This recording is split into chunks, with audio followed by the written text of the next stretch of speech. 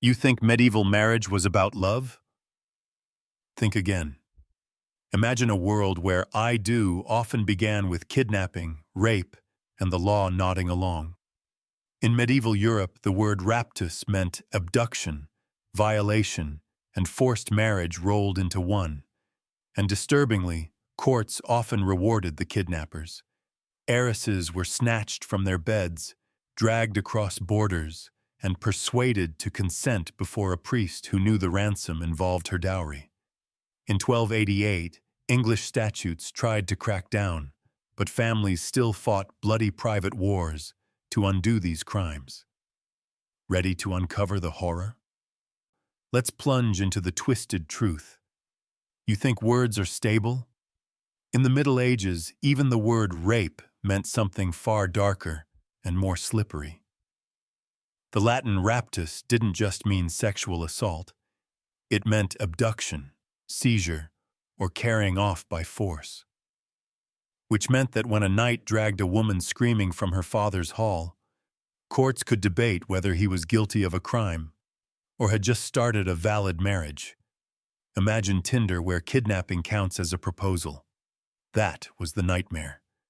Legal records from 12th, 13th century England, France, and Italy are full of cases where wealthy heiresses were targeted not because of love, but because of land. A nobleman could grab a girl, claim they had consented in private, and suddenly the church faced a choice: defend her family's honor, or bless a union that conveniently transferred property to a powerful man. Too often, the altar won. Even worse, abduction and rape could be retroactively whitewashed by marriage. A woman's yes whispered under duress in a bishop's chamber might erase the kidnapping and violence that came before. For medieval law, property and lineage mattered more than a woman's screams, but this was only the foundation. Soon, raptus would evolve into something even more sinister, a weapon of political warfare, where stealing a bride meant stealing an entire inheritance, and the church itself became an accomplice. If you think gold and jewels made you a target, try being born a teenage heiress in medieval Europe. Land was the currency of power, and daughters who inherited estates were basically walking treasure chests. A man didn't need to win a war or negotiate a treaty. He could just kidnap the girl who held the key to a fortune. That's exactly what raptus offered: a shortcut to instant wealth. Court rolls from England in the late 13th century drip with examples. In 1288, Parliament even tried to tighten the laws because powerful families were furious that heiresses were being dragged from castles, bundled onto horses, and rushed to remote chapels before their guardians could intervene. The abductor's goal wasn't passion, it was paperwork. Get her in front of a priest, force a consent, and suddenly her estate was legally his. Imagine being 15, snatched from your bed in the dark, your hands bruised from the ropes, only to be told that the church now recognized your captor as your husband. To resist wasn't just scandalous, it was often impossible. Family honor, lineage, and inheritance were on the line, and annulments were expensive, humiliating, and uncertain. But the real horror was still to come. These weren't isolated family feuds. They escalated into violent private wars, with fathers, brothers, and uncles shedding blood to rescue abducted brides. And sometimes, the bride herself wasn't even rescued. If you think abduction was just a family scandal, think again. It could ignite bloodshed on a scale that made neighbors tremble. In medieval Europe, a stolen bride was never just a woman lost. She was land, soldiers, and political leverage suddenly snatched away. That meant her family would not take it lying down. They answered with steel. Take the Anglo-Norman barons of the 13th century. Records tell of heiresses dragged across county borders and hidden in crumbling fortresses, their families rallying armed retainers to storm the gates. These weren't romantic rescues. They were miniature wars. Picture peasants hiding in their cottages as two noble factions clashed in muddy fields, all because some knight wanted to seize an inheritance through forced marriage. Blood stained the soil long before any wedding vows were mumbled. Sometimes, even kings got drawn in. Edward I of England issued ordinances against forcible abduction after noble families complained the practice was destabilizing entire regions. But punishment was selective. If the kidnapper was politically useful, the law mysteriously looked away, justice bent like a reed in the wind of power. And the real twist?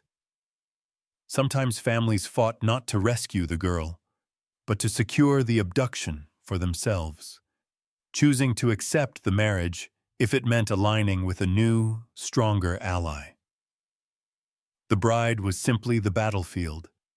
If you're hoping the medieval church swooped in like a protector, brace yourself. The church was often the machine that turned abduction into marriage. After all, canon law hinged on one fragile word: consent. If a girl, terrified, beaten, or simply cornered, murmured yes in front of a priest, the union became indissoluble. That whisper erased the kidnapping, the bruises, even the rape. In the eyes of God, she was now a wife to... Ecclesiastical courts across Europe became battlefields of semantics. Families begged bishops to annul forced marriages, presenting evidence of violence and coercion. But judges often shrugged. If the bride said, "I consented," even under duress, courts leaned toward ratifying the union. The logic: better to sanctify a scandal than to fracture the sanctity of marriage. Consider the English Statute of Westminster II, 1285, which condemned abduction of wards with property. Yet church courts could still override secular penalties if consent was found. Kidnappers knew the loophole. Drag the girl to a secluded chapel, pressure her into agreeing, and by the time her family stormed in with swords, the deed was spiritually done. Imagine today's justice system asking a kidnapped teenager whether she chose her captor, then ruling the crime erased if she nodded. That was medieval law, where the crucifix could bless a kidnapping as holy matrimony. But the horror deepened, because sometimes the law itself wasn't enough. The girl had to prove her resistance in the most humiliating ways imaginable. You think medieval justice was blind? Not when it came to a woman's body. When an abducted bride claimed she had resisted, courts often demanded proof. That meant dragging her humiliation into the open. Some ecclesiastical trials forced women to undergo examinations of their virginity, performed by matrons or midwives appointed by the court. Imagine being marched into a chamber, stripped and prodded, while strangers debated whether your body showed signs of resistance or violation. If they found none, judges might conclude you had gone along willingly. The crime vanished. If you thought virginity checks were degrading, wait until you hear about the trials by Congress. In some parts of France and Italy, a woman and her alleged husband could be ordered to demonstrate consummation before witnesses. Yes, you heard that right. A girl abducted at sword point might be forced into a bedchamber, while priests and officials literally waited in the next room to verify whether she submitted. It was medieval justice crossed with voyeuristic torture. Imagine the psychological horror, knowing that if you resisted, you might be branded rebellious and disobedient. But if you submitted, the court would point to your compliance as evidence of consent.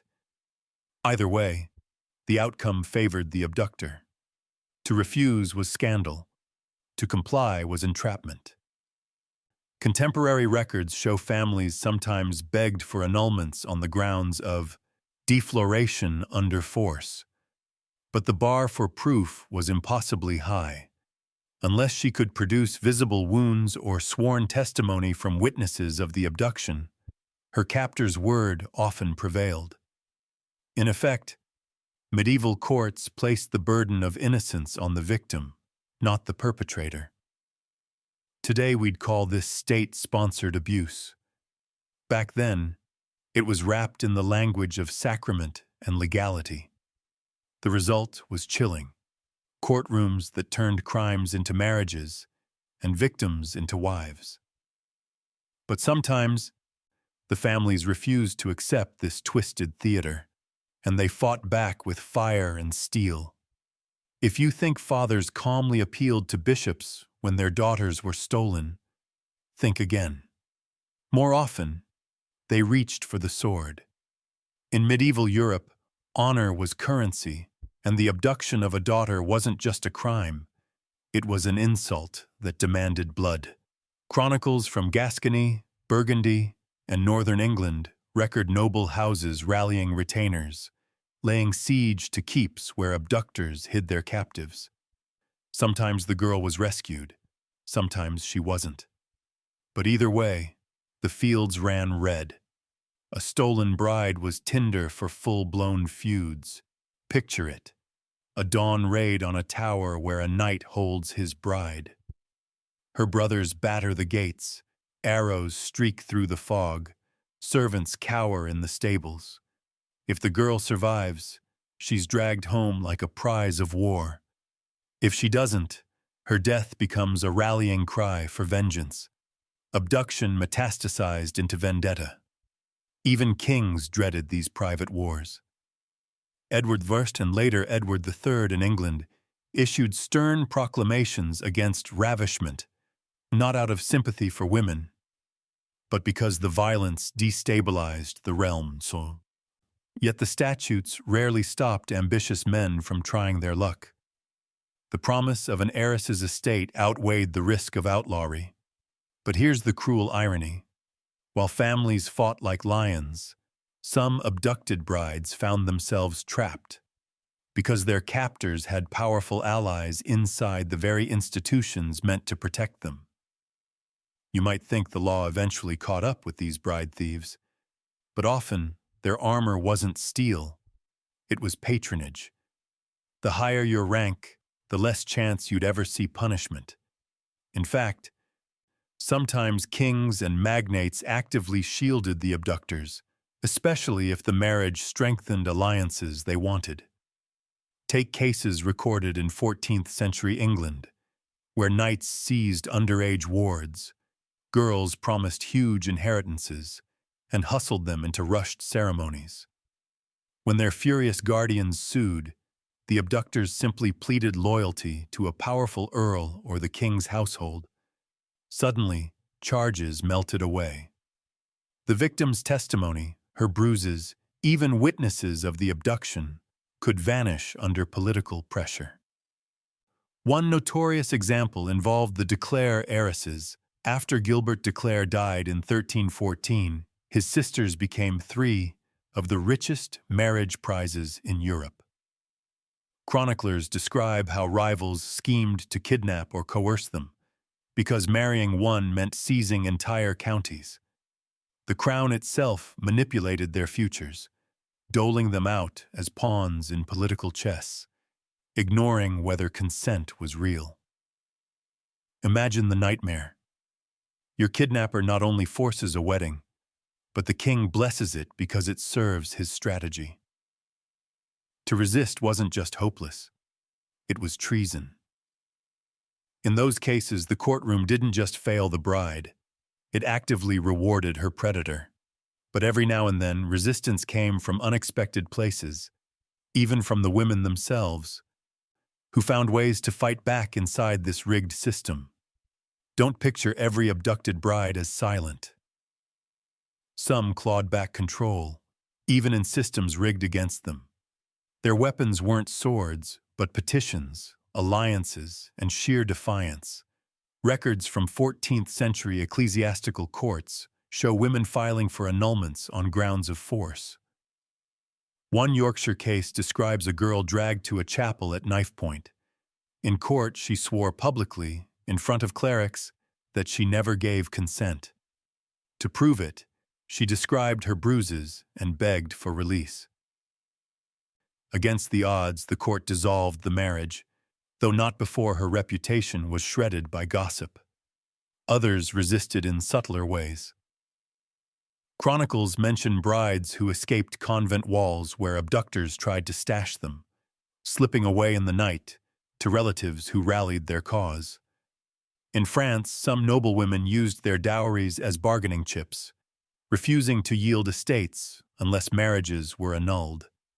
And in a few cases, widows even testified against their abductors years later, ensuring their tormentors died disgraced.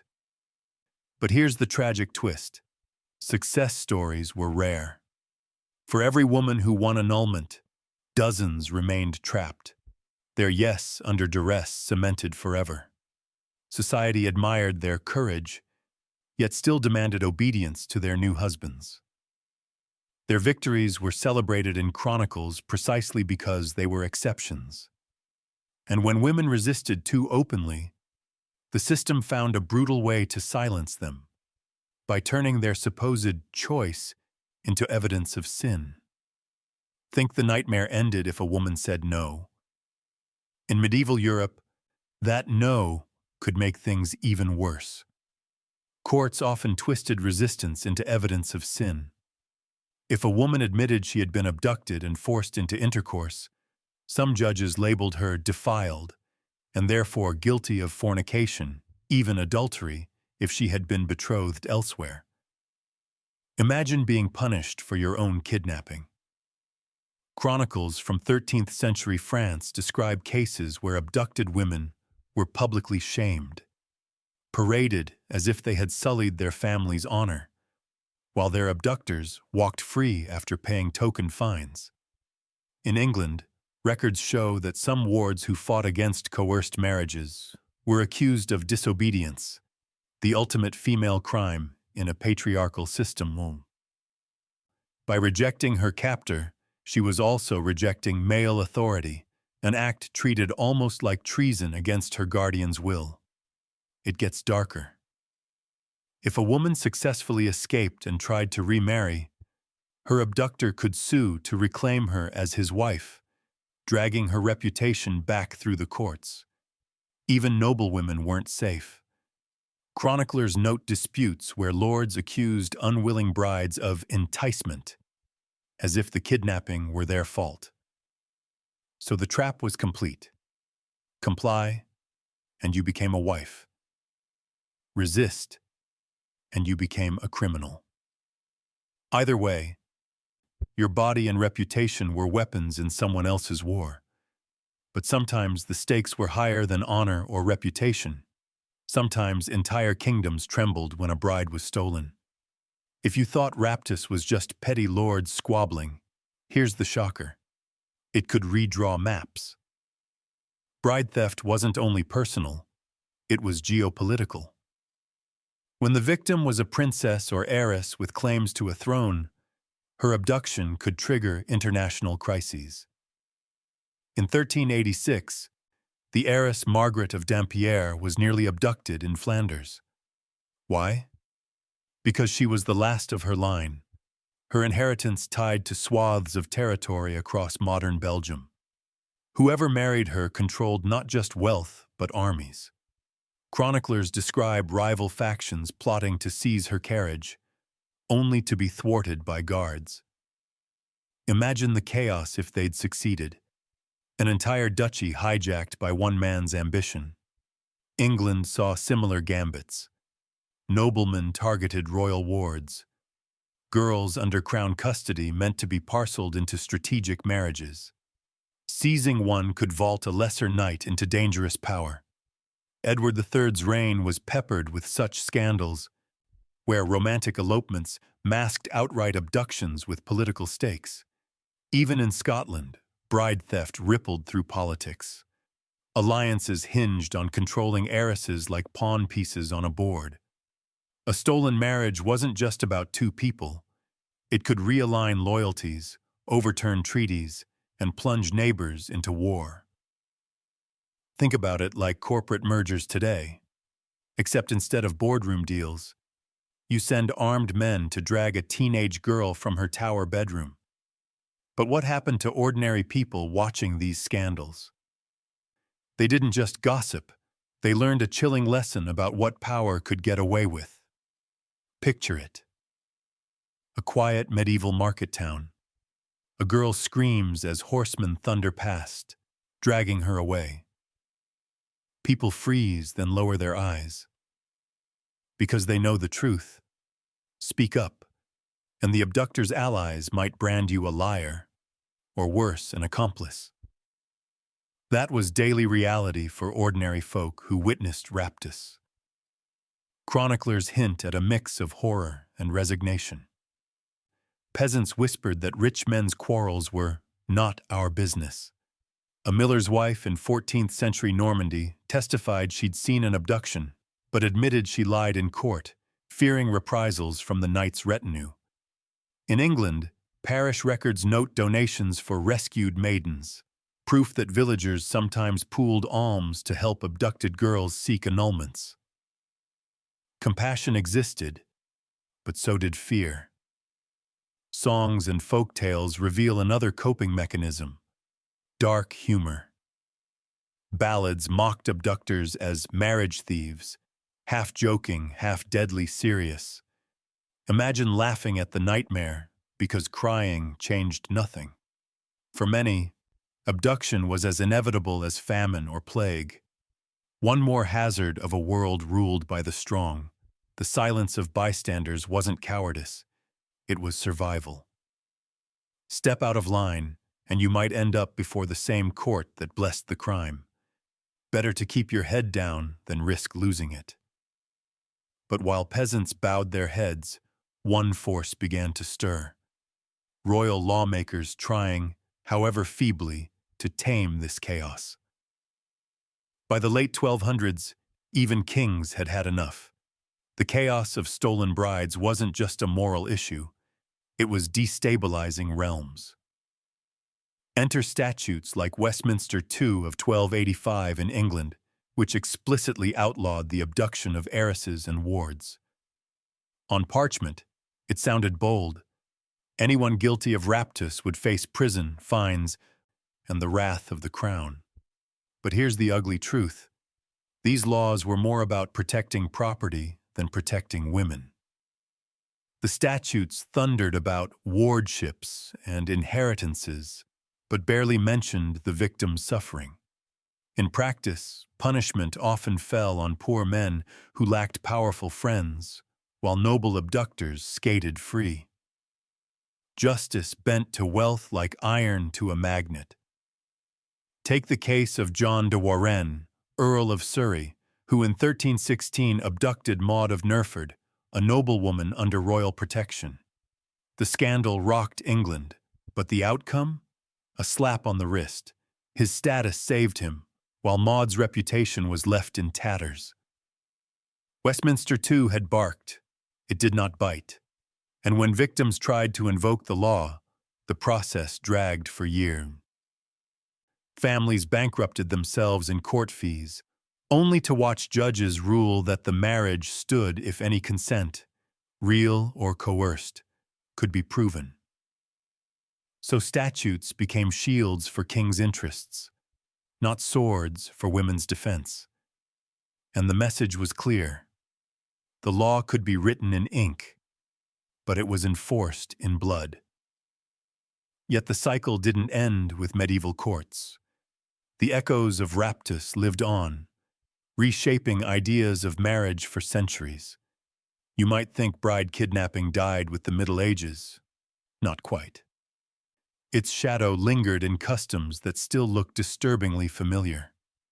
Romanticized elopements in later centuries often masked the same brutal dynamics. Families whispered of girls running off with their lovers, but chronicles sometimes hint those escapes began with force. The crime was repackaged as passion.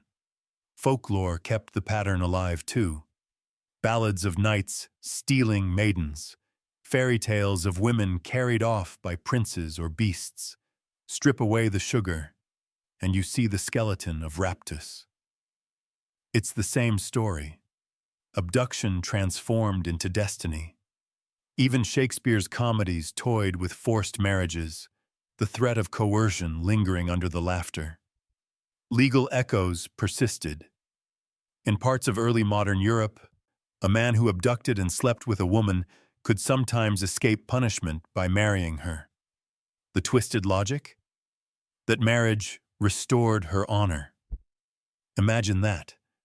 The solution to rape was to trap the victim with her attacker for life. Even today, echoes survive in bride kidnapping practices in parts of the world, defended as tradition. The medieval playbook, force followed by coerced consent ratified by law, has proved horrifyingly durable. The truth is, Raptus wasn't just a medieval nightmare. It planted seeds that still grow in cultural soil centuries later. Which begs the question, what does it say about us that marriage and crime have walked hand in hand for so long? Not every abducted bride left behind a tale of annulments or rescue. Many simply vanished into the shadows of history. Chronicles from late medieval Castile tell of noble daughters spirited away by ambitious men who never faced justice. In some records, their names appear once, in a petition or court roll, before disappearing entirely. Their estates changed hands, their bodies, their voices, their futures, silenced. One English case from the 14th century describes a girl named Alice de Lacy, Countess of Lincoln. Heiress to immense wealth, she was abducted not once, but twice, first by a rival baron, later by a powerful magnate who forced her into a humiliating marriage. The law called it ravishment. Chroniclers called it scandal. But Alice's life shows the brutal truth. Abduction wasn't an anomaly. It was a weapon sharpened by politics and greed. Imagine the terror. A woman of the highest rank still dragged screaming from her home, her pleas drowned out by the clatter of hooves. If an heiress with armies and castles at her back could be stolen, what chance did a common girl have? That's the lasting horror of Raptus. It revealed how fragile women's safety truly was in medieval Europe, how marriage itself could become legalized violence, sanctified theft. And it forces us to confront the question, when the altar and the courtroom rewarded abduction, what did that say about the society that built them? From the first scream of a kidnapped heiress to the final whisper of coerced consent, we've walked through a medieval nightmare where marriage and crime were indistinguishable. Let's step back and take in the full picture. We began with a word, raptus, a word that could mean abduction, rape, or marriage depending on who spoke it and who profited from it. That ambiguity was no accident.